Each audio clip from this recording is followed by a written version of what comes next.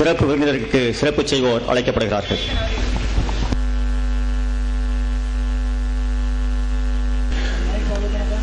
வந்திருக்கும் அனைவருக்கும் வணக்கம். முதல்ல ஒரு ரூல் போட்டுருந்தோம், இந்த வரவேற்புரைன்னு ஒன்று வச்சுட்டு அதுலயே அத்தனை பேரையும் 10 வாட்டி படிச்சிடுறாங்க. அப்புறம் வரவங்க எல்லாம் திருப்பி திருப்பி அதையும் படிச்சு ஒரு 10 நிமிஷம் அது ஒரு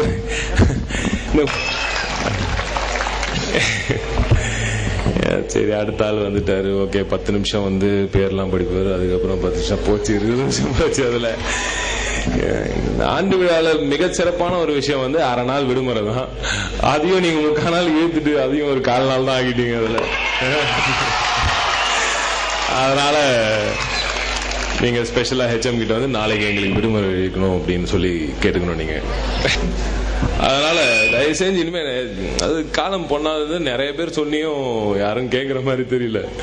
நம்ம ஆளுங்க வந்து கொஞ்சம் அது வேற ஒரு பிரச்சனை, என் பேர் சொல்ல அவன் பேர் சொல்லணும், அதுல ஒரு பிரச்சனை வரும். அப்புறமா இதெல்லாம் யோசிக்க கூடாது. ஒரு இடத்த அதுவும் கல்வியை பொறுத்த வரைக்கும் எது முக்கியம் நீங்க டிசைட் பண்ணி இவ்வளவு பேர் கழிச்சு இவ்வளவு பேர் கஷ்டப்பட்டு ஒரு கள்ளச்சாராயத்தும் அதுல ஏழை விட்டு நாங்க கட்டணும்னு சொல்லிங்க. சரி, ஒரு மிக கெட்ட ஒரு விஷயத்த வந்து நல்ல விதத்துக்கு ஒரு பயன்படுத்திருக்கீங்க, அதெல்லாம் சரி. அப்பனா கல்வியோட மகத்துவத்தை நல்லா புரிஞ்சிட்டு இருக்கீங்க. அதுல நேரத்தோட மகத்துவத்தையும் எல்லாருமே புரிஞ்சுக்கிட்டு, ஏன்னா ஒரு துளியும் ரொம்ப அவசியம். இதனால ஏன் வந்து டெவலப்ட் நேஷன், அதாவது எல்லாம் நல்லபடியா மேலோங்கி நிக்கிற இன்னைக்கு இருக்கிற கண்ட்ரிஸ் எல்லாம் வந்து எப்படி வந்து அந்த தூரத்துக்கு வந்ததுன்னா, ஏன்னா ஜப்பான்கார மாதிரி ஒரு செகண்டும் கணக்கு போடுறாங்க. அதெல்லாம் நம்மளும் கணக்கு போட்டு இனிமே மேடை ஏறினவன வேர்களே எனக்கு அதுதான் ஓடுது. எனக்கு சென்னையில பீச்ல வேர்கள் இருக்கிற மாதிரி ஓடுது. எதுக்கு அவன் தான் நேரம் இல்லாம சும்மா அதை வேர்களே எதுக்கு வந்தாச்சு, ஒரு மேடைக்கு வந்தாச்சு, எல்லாரும் வந்து அமர்ந்தாச்சு. வந்த உடனே வரவேற்புரையில எல்லாரோட பேரையும் நல்லபடியா எல்லா விஷயமும் எல்லாத்தையும் சொல்லுங்க. அவர்களே வாங்க, வந்து ரொம்ப நன்றி, இங்க வந்திருக்கீங்க, ரொம்ப நன்றி அப்படின்னு சொல்லி முடிச்சுக்கலாம். திருப்பி அடுத்து வரவங்களும் அதே விஷயத்த சொல்றது எதனால எனக்கு தெரியல. மேபி அந்த காலத்துல இருந்திருக்கலாம், பெரியவங்க எல்லாம் இருக்கீங்க, உங்களுக்கு அதை என்னோட நிறைய விஷயம் தெரியும். பட் நாங்க அட்லீஸ்ட் இனிமேலாவது நிறைய விஷயம் மாத்திட்டு இருக்காங்க இந்த உலகத்துல. அதனால இப்ப ரொம்ப ஃபாஸ்டா இருக்கிறோம். நான் இன்னைக்கு ஒரு விஷயத்த கண்டுபிடிச்சு அதை ரெஜிஸ்டர் பண்றதுக்குள்ள 10 பேர் அதை கண்டுபிடிச்சு விற்க ஆரம்பிச்சிடறான் அதை. சோ அதனால நீங்க ஒரு விஷயம் வந்து இது ஒரு நல்ல ஒரு தொடக்கமா இருக்கட்டும் அப்படின்னு. இது ஒரு நல்ல விஷயம் உங்களுக்கும் சொல்லலாம்.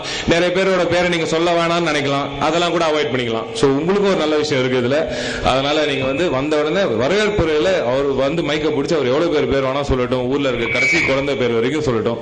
அதுக்கப்புறம் இருக்கிறவங்க வந்து வந்திருக்க மேடையில் வந்திருக்கும் எல்லாருக்கும் வணக்கம் சொல்லிட்டு ஆரம்பிக்கலாம். அதுல ஒன்றும் தப்பு இல்லைன்னு நான் நினைக்கிறேன். சோ அந்த நேரத்தை இப்ப நான் பயன்படுத்திக்கிறேன் நல்ல விஷயத்துக்காக. இலக்க மன்றம் சொன்னாங்க, நம்மளுக்கும் தமிழுக்கும் ரொம்ப கஷ்டம். நாங்க வந்து 7வது வரைக்கும் நான் என்ன படிக்கணும் எங்க அப்பாக்கே தெரியாது. போன் பண்ணி கேட்பாரு, தம்பி என்ன படிக்கிறான்? தம்பி இப்போ 7வது படிக்கிறான். அதனால அவருக்கு தெரியாது. அதனால நான் ஹிந்தி படிச்சிட்டு இருக்கேன் ஸ்கூல்ன்றது அவருக்கு தெரியாது. என்ன தமிழ்ல எவ்வளவு மார்க்குன்னு கேட்பாரு. நான் ஹிந்தி படிச்சிட்டு